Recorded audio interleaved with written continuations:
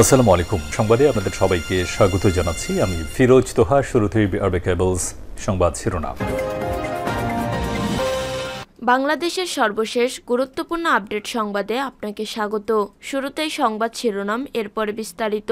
শুরুতেই জানিয়ে দিব, সীমান্তে সাউন্ড গ্রেনেড টিয়ারশেল ব্যবহারের অনুমতি পেল বিজিবি।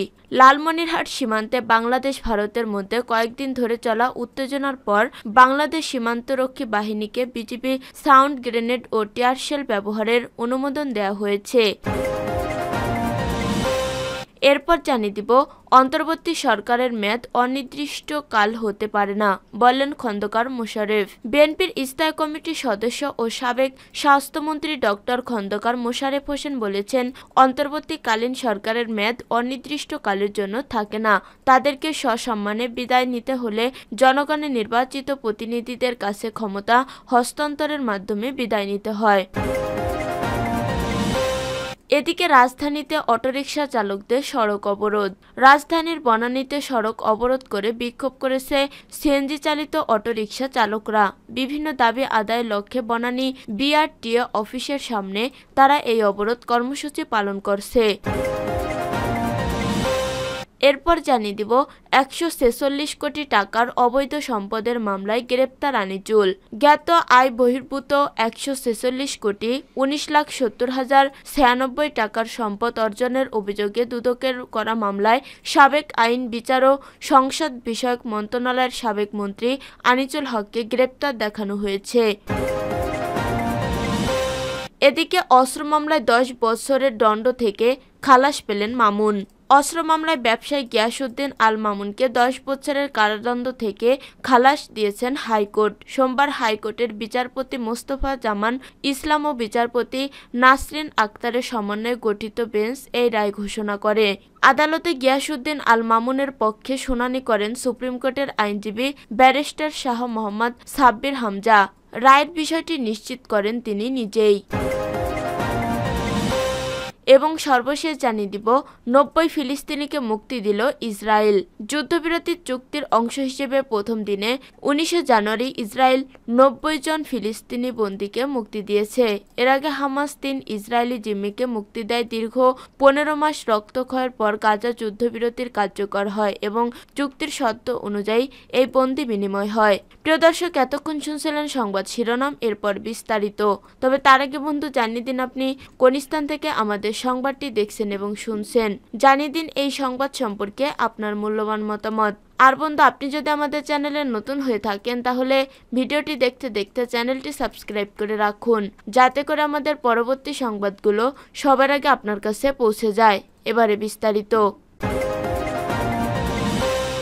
সীমান্তে সাউন্ড গ্রেনেড টিয়ারশেল ব্যবহারের অনুমতি পেল বিজিবি। লালমনিরহাট সীমান্তে বাংলাদেশ ভারতের মধ্যে কয়েকদিন ধরে চলা উত্তেজনার পর বাংলাদেশ সীমান্তরক্ষী বাহিনীকে বিজিবি সাউন্ড গ্রেনেড ও টিয়ারশেল ব্যবহারের অনুমোদন দেওয়া হয়েছে। সোমবার ২০ জানুয়ারি দুপুরে সাংবাদিকদের এক প্রশ্নের জবাবে এই তথ্য জানান স্বরাষ্ট্র উপদেষ্টা লেফটেন্যান্ট জেনারেল অবসরপ্রাপ্ত মোহাম্মদ জাহাঙ্গীর আলম চৌধুরী। উপদেষ্টা বলেন, সীমান্তে সবসময় প্রাণঘাতী অস্ত্রই দেওয়া উচিত। অনেকে প্রশ্ন করেছেন, বিজিবি কেন সাউন্ড গ্রেনেড মারেনি, কেন কাঁদানে গ্যাস মারেনি, কিন্তু এগুলো তো বিজিবির কাছে নেই। তাদের কাছে প্রাণঘাতী অস্ত্র যেটা তারা ব্যবহার করতে পারেনি। এখন আমরা তাদের অনুমতি দিয়ে দিয়েছি, তাদের জন্য এসব জিনিস ক্রয় করা হবে। এখন সীমান্ত পরিস্থিতি অনেকটা স্বাভাবিক আছে, তবে ভারতের বিএসএফ সাউন্ড গ্রেনেড ব্যবহার করছে। বৈঠকে জানানো হয়, সীমান্ত এলাকায় চোরাচালান, অনুপ্রবেশ এবং অন্যান্য আইন শৃঙ্খলাজনিত সমস্যা মোকাবেলায় বিজিবির কার্যক্রম আরও জোরদার করতে হবে। এজন্য সাউন্ড গ্রেনেড এবং টিয়ারশেল ব্যবহার করার মতো সরঞ্জামের প্রয়োজনীয়তা উঠে এসেছে। বিজিবির ব্যবহারের জন্য এই সরঞ্জাম কেনার অনুমোদন দ্রুত কার্যকর করা হবে। বাংলাদেশে অবৈধভাবে বসবাস করা বিদেশিদের নিয়ে তিনি বলেন, এর আগে একটি সার্কুলার দিয়েছিলাম যে আমাদের দেশে অনেকেই অবৈধভাবে বসবাস করছেন, তাদের ভিসার মেয়াদ শেষ হয়ে গেছে। ৪৯,২২৬ বিদেশি বাংলাদেশে অবৈধভাবে বসবাস করছিলেন, এখন সেটা কমে আসছে 33,648 জনে। আগামী 31শে জানুয়ারি তাদের সময়সীমা শেষ হয়ে যাবে। তিনি বলেন, এর মধ্যে এসব বিদেশির মাধ্যমে 10,53,00,000 টাকা আমরা রাজস্ব আয় করেছি। বিদেশিদের কাজ দিতে হলে অনুমতি নিতে হবে, কিন্তু যদি তারা সেটা না নিয়ে থাকেন তাহলে যেই সংস্থা তাদের চাকরি দেবে তাদের বিরুদ্ধেও ব্যবস্থা নেওয়া হবে। অন্তর্বর্তী সরকারের মেয়াদ অনির্দিষ্টকাল হতে পারে না, বললেন খন্দকার মোশারেফ। বিএনপির স্থায়ী কমিটির সদস্য ও সাবেক স্বাস্থ্যমন্ত্রী ডক্টর খন্দকার মোশারেফ হোসেন বলেছেন, অন্তর্বর্তীকালীন সরকারের মেয়াদ অনির্দিষ্টকালের জন্য থাকে না। তাদেরকে সসম্মানে বিদায় নিতে হলে জনগণের নির্বাচিত প্রতিনিধিদের কাছে ক্ষমতা হস্তান্তরের মাধ্যমে বিদায় নিতে হবে। সোমবার 20শে জানুয়ারি দুপুরে এক অনুষ্ঠানে তিনি প্রধান অতিথির বক্তব্যে এসব কথা বলেন। বিএনপির প্রতিষ্ঠাতা চেয়ারম্যান শহীদ প্রেসিডেন্ট জিয়াউর রহমানের 89তম জন্মবার্ষিকী উপলক্ষে এই আলোচনা সভা আয়োজন করে ডক্টরস অ্যাসোসিয়েশন অব বাংলাদেশ ড্যাব। তিনি বলেন, একটি সুষ্ঠু নির্বাচনের আয়োজন করতে হবে যাতে করে মানুষ তাদের ভোটাধিকার প্রয়োগ করে জনপ্রতিনিধি নির্বাচন করে দেশ পরিচালনা করতে পারে। তিনি বলেন, সংস্কার তো চলমান প্রক্রিয়া। আমরা সংস্কার প্রস্তাব দিয়েছি, সেগুলো বিবেচনা করে দ্রুত চূড়ান্ত করা হোক। দিন তারিখ ঠিক করে তো সংস্কার করা যায় না। অন্তর্বর্তীকালীন সরকারের কাজ সেটি নয়। সংস্কারের স্থায়ী সমাধানের জন্য অতি দ্রুত নির্বাচনের আয়োজন করে জনগণের কাছে ক্ষমতা হস্তান্তর করতে হবে। খন্দকার মোশারেফ হোসেন বলেন, জিয়াউর রহমানের 4টি দিক গুরুত্বপূর্ণ। এগুলো হচ্ছে সৈনিক, প্রেসিডেন্ট, রাজনৈতিক এবং ব্যক্তি জীবন। সৈনিক হিসেবে তিনি দেশের জন্য স্বাধীনতা যুদ্ধের ঘোষণা দিয়ে নেতৃত্ব দিয়েছেন। তিনি একমাত্র সামরিক কর্মকর্তা যিনি পাকিস্তানের বিরুদ্ধে প্রথম বিদ্রোহ ঘোষণা করেন। সেক্টর কমান্ডার ও জেট ফোর্সের অধিনায়ক হিসেবে নেতৃত্ব দিয়েছেন। পরবর্তীতে তাকে বীরোত্তম খেতাব দেওয়া হয়। একজন সৈনিকের জন্য এর চেয়ে বেশি কিছু লাগে না। তার জীবনে কোনো ঘুষ দুর্নীতির অভিযোগ কেউ তুলতে পারেনি।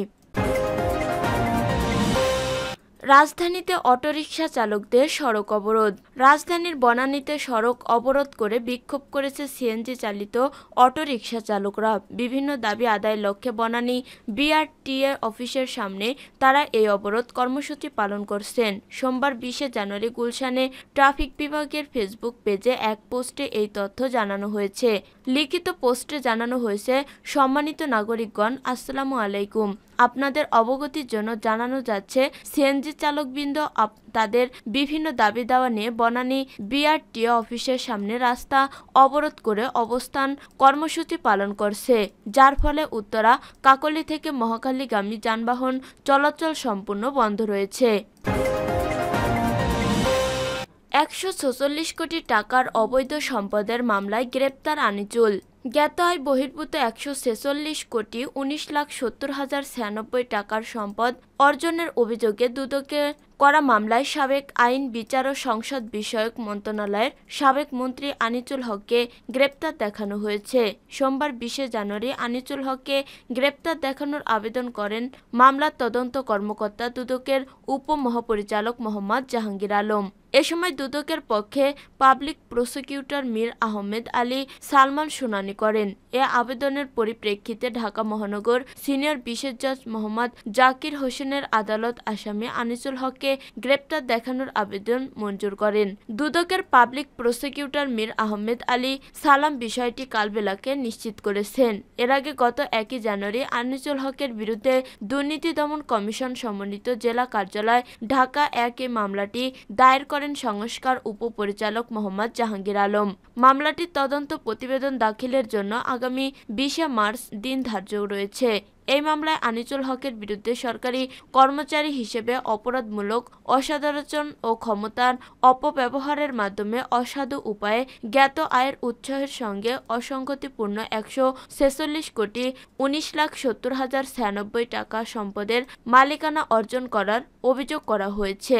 মামলায় অভিযোগে আরও বলা হয়, সাবেক আইনমন্ত্রী আনিসুল হক নিজ নামে ও তার স্বার্থ সংশ্লিষ্ট ব্যক্তিবর্গের নামে 29টি ব্যাংক হিসাবে 349 কোটি 15,21,582 টাকা জমা ও 316 কোটি 48,81,608 টাকা উত্তোলন অর্থাৎ সর্বমোট 665 কোটি 64,03,119 টাকা সন্দেহজনক লেনদেন করেছেন।